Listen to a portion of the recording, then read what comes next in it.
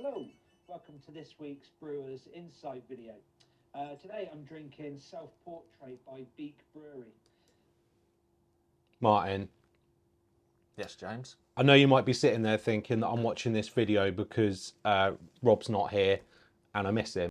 Well, it's better than you scratching at the door, pining for him. Actually, just watching an old video from back in lockdown days that featured Beak Brewery. And do you remember a couple of weeks back we were in the pub and we were drinking some of their beers and we were talking about our kind of brewing and drinking habits over the last 12 months? Yes. Can you remember what the theme of that was? Hazy IPAs. Haven't brewed one for ages, but love them. Yeah. I mean, both of us, we've been focused on brewing different styles, haven't we? You know, I've brewed quite a lot of pale ales and some traditional stuff. You've been focused on perfecting lagers. Lagers and ales like Ghost Ship and stuff like that, yeah. Yeah. I've got a thirst. I've got a real thirst for a big, juicy IPA on my kegerator at home. But it got me thinking, actually, times have changed a little bit. And in the past, and I know you always call me out for this, but like in the past, I would just throw the kitchen sink at a juicy IPA in terms of ingredients, right? Yeah. It's been known to, you know, maybe put 400 grams in a dry hop, that Yeah. kind of stuff. Yeah. But I reckon I can do it differently. I reckon I can brew something big, thick, juicy, modern for less than £1.50 a pint. You? No, not a chance. What are you laughing at? No, you're Mr. Throw all the hops in. No, you ain't going to be able to do it. I think, you know, the last year we've been to loads of awesome breweries. We've met loads of great people. We've worked with some awesome brewers and learnt loads of different techniques that I reckon I can deploy and nail the challenge. I don't reckon you can. You're Mr. Gimmick. You love like a new product, a new thing, a new technique, and you know, I reckon that means that you couldn't do it. I'm Mr. Commercial. I can make a commercial beer, you know, in terms of actually making sure you can actually afford to produce it and drink it. No. So I'm going to nail that quite easily. And I'll also throw in a gimmick, as you call it, and a new technique. Okay, so are we having a brew off? Sounds like it. And I'm going to have you, and I'm going to whinge him. Nah, never, never.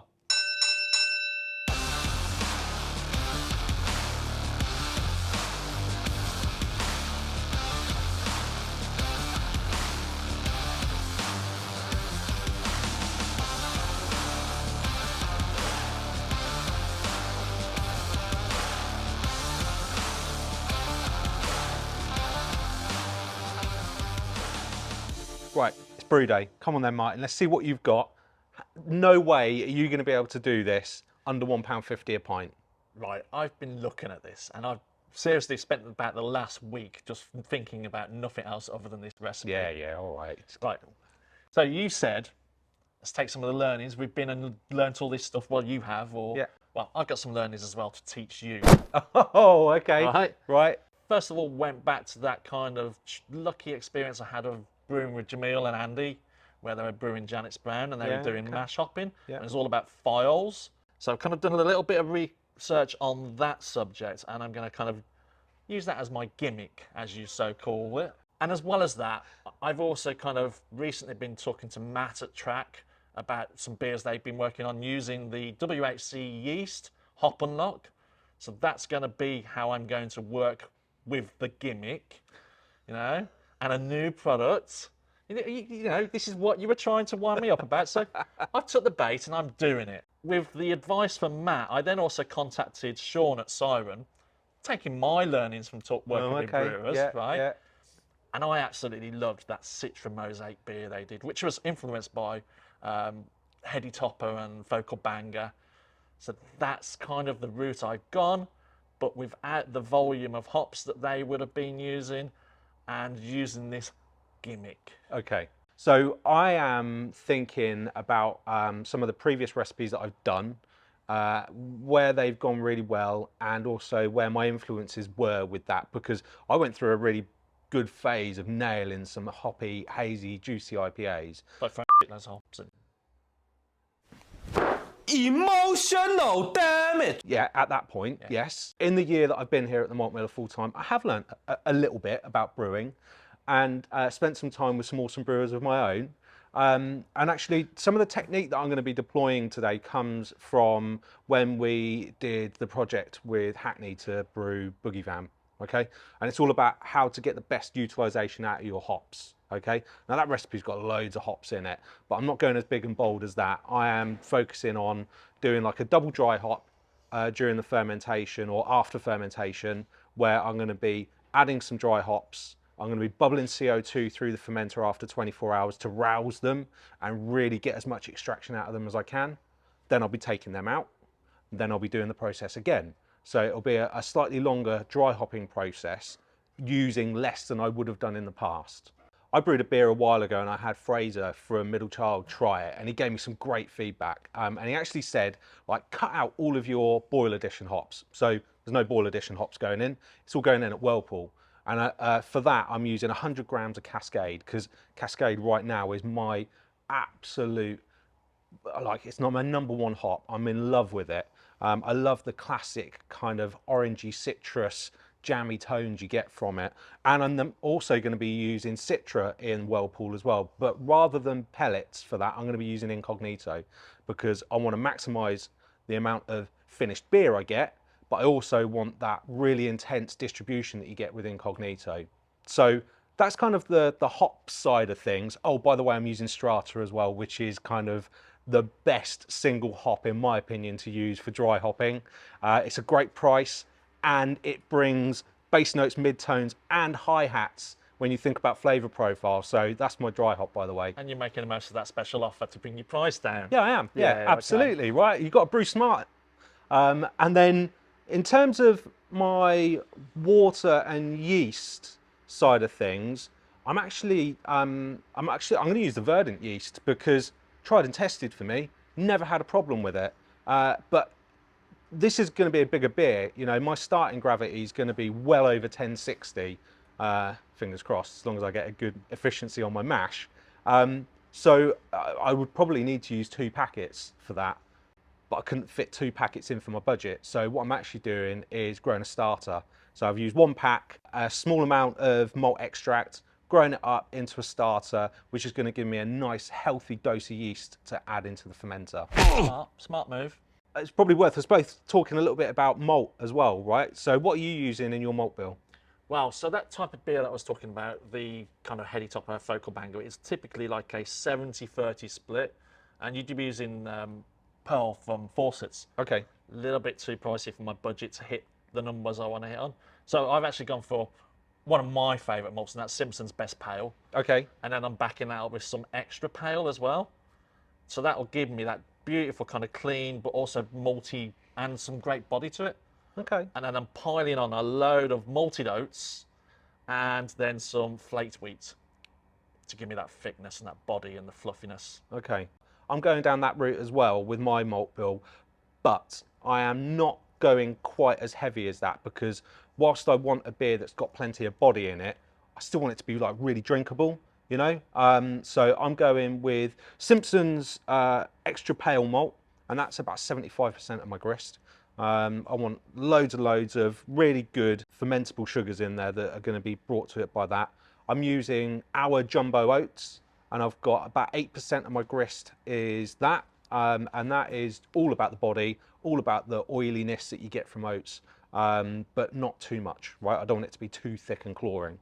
And then I'm using wheat malt, and the reason I'm using wheat malt rather than unmalted wheat or, you know, one like torrefied wheat or something like that is that you get a bit of a biscuitiness with wheat malt in the flavour, which I want because I want that balance between malt and hop profile here. I want a little bit of malt sweetness and biscuitiness in there to balance out some of the more dank hoppy tones that I'm going to get from the hops that I'm using. I've got a little secret weapon in my grist as well, which is... What, a gimmick? No, not a gimmick, just a secret weapon.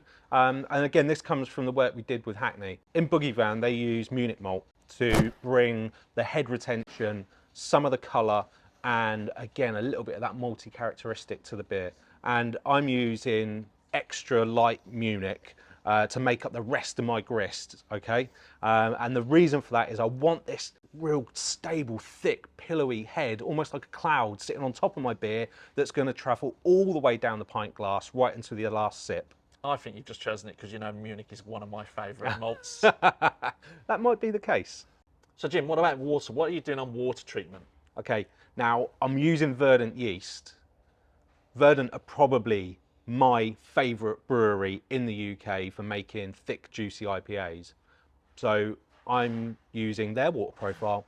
We're lucky enough to have that from the project we did where we've got the recipe for Even Sharks Need Water. There's loads of good information on there from James. So what I've done is I've got RO water and I'm building back to Verdant spec because there is a little bit of a chalky, slight higher calcium content in their water, which brings a distinctive texture, and I want a bit of that. So again, I've used RO. That's pretty much what I use now at home all the time. So I've just taken the RO water and I've actually taken, using the Grainfather software, their hazy IPA profile, and I've used that as my target. Right, okay. Be interesting to see how they turn out, won't it? Martin, vital statistics time. What are you weighing in at? Original gravity, 1067. Okay. Final gravity, 1021. So I'm mashing at 70 to retain some body and sweetness of that beautiful malt. And what's your ABV aiming at then? So ABV is aiming for 6.1%. Okay. I've got the mash efficiency set at 85, which is typically what I achieve with a G40 at home. But I'm hoping I can go a bit higher with a bit more stirring of that mash. Okay, well, we'll see, won't we? Yeah. In terms of IBU, I'm aiming for 46. Okay, so that's reasonably high. Yeah, How are you getting to that? So I'm adding hops all the way through the process. So I'm starting off on the mash. I was going to add 4 grams per litre, which would be about 90 grams for the size of batch I'm brewing. But actually, I've got a 100 gram packet there, so I put them all in.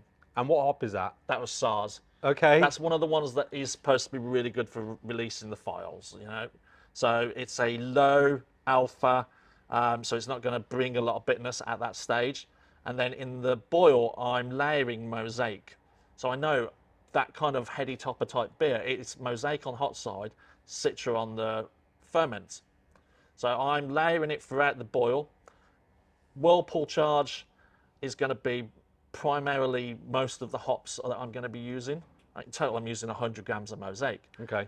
And then there's a small amount of citra going in the whirlpool, and then I'll have 80 grams of citra that I'll put on the dry hop.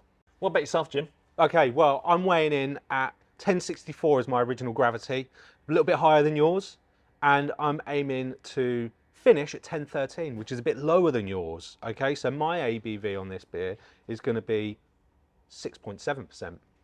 Okay, now I have purposefully gone for a lower finishing gravity here. I'm still mashing quite high, but the yeast I'm using has a really good attenuation. So the aim here is to end up with a beer that I can drink pints of at close to 7%, but not be too cloying, not too heavy and thick, okay?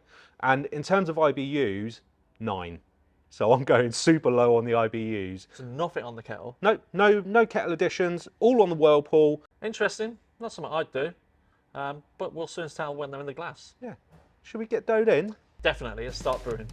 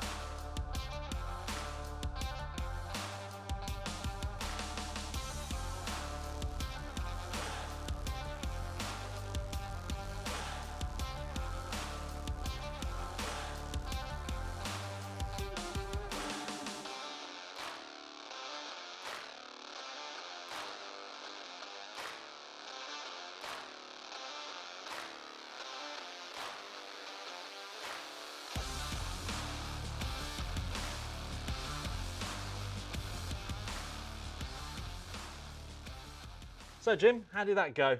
Well, brew day's done, Martin. I am feeling pretty proud of myself. So first of all, the brew day itself was pretty straightforward. I had a little bit of an issue to begin with my mash, just where the flow rate was a bit slow. The grainfather started shouting at me saying, hey, flow rate's a bit slow. So got in there with the mash paddle, gave it a good stir, and actually, because we really wanted to try and slam the efficiency here, I was doing that quite a bit throughout the mash, actually getting in there, stirring it, you know, really making sure that I was getting as much out of the malt as I could. Yeah, other than that, I got to the transfer into my FE, and I had 21 litres into the FE, so I actually backlicked it a little bit. Yeah. All right. Just so that I made sure I got to that 23 litre mark, which is 40 pints. How did your day go? Similar kind of issues, or you know, things to work through. Yep. Getting the mash, getting stuck, and then when I actually sparged, I think I over sparged, so my numbers were really low. So then I had to boil it for longer than I planned before I started adding hops. And then when I actually finished, I kind of still came slightly under. I'm about 1064. Where I was targeting 1067, and I got 20 litres in the fermenter. So, Okay. yeah, but I mean, it's new. It's the first time I brewed this recipe. So Yeah. typically I'd brew a recipe a few times, kind of dial it in, kind of tweak your numbers in terms of what your ingredients are in there, you know, and also focus on the process. But you know, there was a lot of stirring. There was a lot of stirring. You came in a little bit under, right? And you were a little bit short on your volume as well. Yes. Okay. I came in 23 litres, bang on, 1064, which was what I was looking for. So as far as I'm concerned, when it comes to round one, which is brew day, I win. Yeah, but it's not about the brew day, Jim. It's about what's in the glass and how good it tastes. And I'm still feeling pretty confident. The colour came out looking great on mine, and it just smelled so amazing. So did mine. But not as good as mine. Wow, we'll see, won't we? Yeah, we'll see in a couple of weeks. Thanks for watching part one of our epic homebrew showdown, where me and Rakey are going head to head to see who can brew the best hazy IPA for less than £1.50 a pint. Please come back in a couple of weeks for part two, and in part two, we're going to do blind taste tests of our two beers to some of the team here at the Malt Miller and see who comes out on top. Can't wait for it, Jim. Neither can I. You're going down.